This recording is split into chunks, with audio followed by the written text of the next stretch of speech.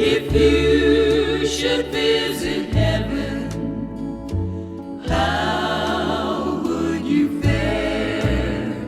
If you should visit heaven, would you be a stranger there? As I slept last night, I dreamed I was in heaven. And it seems as I was walking through a field of roses when I met a man named Moses. Now, he was a leader of great fame, and I tried hard, but I just couldn't call his name. And he introduced me to Simon Peter, and I got to admit that I didn't know much about him either.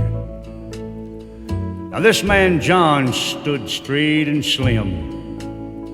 You know, I would have sworn that I'd heard of him, but he denied that he'd ever seen or much less been wed to a Cajun queen.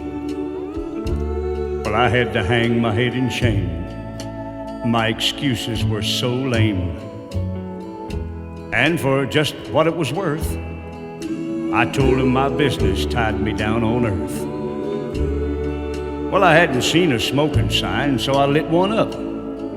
And I offered one to a man close by, like a feller does. And you know, he had to ask me what it was.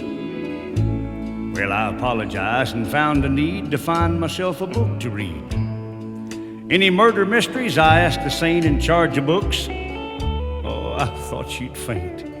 A look of terror swept her face. And she searched the files, but not a trace of horror stories were on file. Well, I hurried shamefaced down the aisle. Though I tried and tried again, somehow I just couldn't fit in.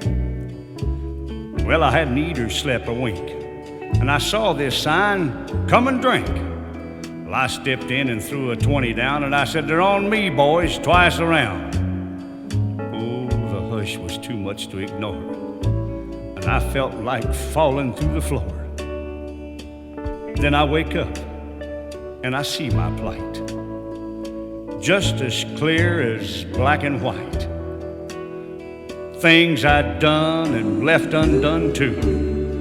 Lord, now I know just what I've got to do. If you should visit heaven, how would you fare? If you should visit heaven, would you be a stranger